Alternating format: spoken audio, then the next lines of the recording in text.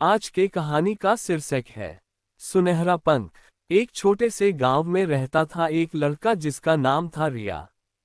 रिया की उम्र 10 साल थी। वह बहुत जिज्ञासु था। गांव के बाहर एक पुराना जंगल था। लोग उस जंगल को भूल भुलैया जंगल कहते थे, क्योंकि जो भी उसमें जाता था वह रास्ता भूल जाता था और घूमता घूमता थक जाता था। गांव वाले कहते थे कि जंगल में एक सुनहरा पंख है। जो भी उस पंख को पा लेता है उसे 3 इच्छाएं पूरी करने का वरदान मिलता है। लेकिन पंख को ढूंढने वाला कभी वापस नहीं लौटता। रिया को ये कहानी बहुत पसंद थी। वह रोज सोचता, मैं जाऊंगा और पंख ढूंढ लाऊंगा, फिर अपनी इच्छाएं पूरी करूंगा। एक दिन रिया ने अपनी माँ से कहा, माँ, मैं जंगल में जाऊंगा। माँ ने डांटा, पागल हो गया है, वहां मत जाना। रिया चुप रहा। लेकिन रात को जब सब सो गए, वह चुपके से घर से निकल गया। साथ में लिया एक छोटा सा थैला, उसमें रोटी, पानी की बोतल और एक छोटी सी टॉर्च। जंगल में घुसते ही अंधेरा हो गया। पेड़ इतने घने थे कि चांद की रोशनी भी नहीं पहुंच रही थी। रिया ने टॉर्च जलाए। वह चलता रहा। रास्ता बदलता जाता था। दाएं मुड़ा तो बाएं पहुंच जाता, बाएं मुड़ा तो फिर दाएं। रिया थक गया। वह एक पेड़ के नीचे बैठ गया। रोने लगा, मैं रास्ता भूल गया, अब कैसे वापस जाऊंगा। तभी एक छोटी सी आवाज आई, क्यों रो रहा है। रिया ने इधर उधर देखा, कोई नहीं था। फिर आवाज आई, नीचे देख। रिया ने नीचे देखा। एक छोटा सा खरगोश खड़ा था। खरगोश सफेद था, उसकी आंखें चमक रही थीं। रिया बोला, तू बोल रहा है। खरगोश बोला, हाँ, मैं इस जंगल का रक्षक हूँ। मेरा नाम है चांदू। तू यहाँ क्यों आया। रिया ने कहा, मैं सुनहरा पंख ढूंढने आया हूँ।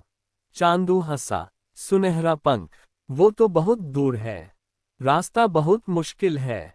3 पहेलियां हैं, अगर तीनों सुलझा लेगा तो पंख मिलेगा। रिया बोला, मैं तैयार हूँ। चांदू ने कहा, चल। पहली पहेली। दोनों चल पड़े। रास्ते में एक बड़ा पत्थर था।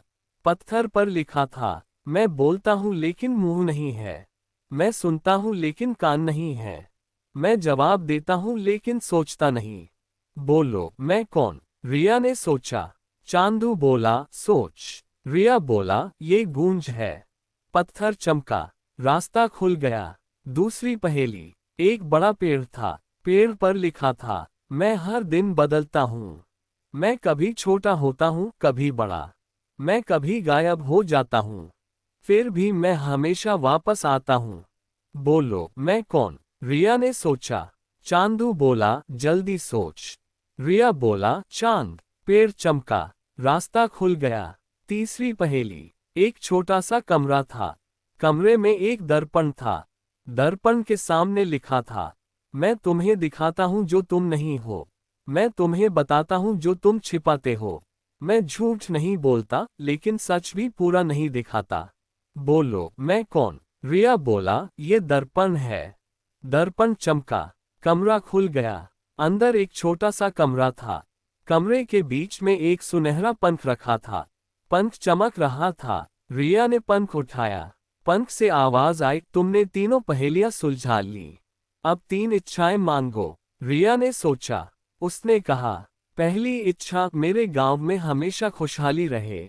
दूसरी इच्छा, मेरे मम्मी पापा हमेशा स्वस्थ रहें।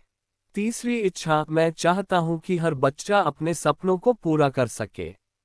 पंख चमका, पूरी हवेली हिल गई। रोशनी निकली। रोशनी ने पूरे गांव को घेर लिया। रिया वापस गांव लौट आया। गांव में खुशहाली छा गई। मम्मी पापा स्वस्थ हो गए। बच्चे अपने सपने पूरे करने लगे। रिया ने पंख को गांव के मंदिर में रख दिया। उसने कहा, ये पंख अब सबके लिए है।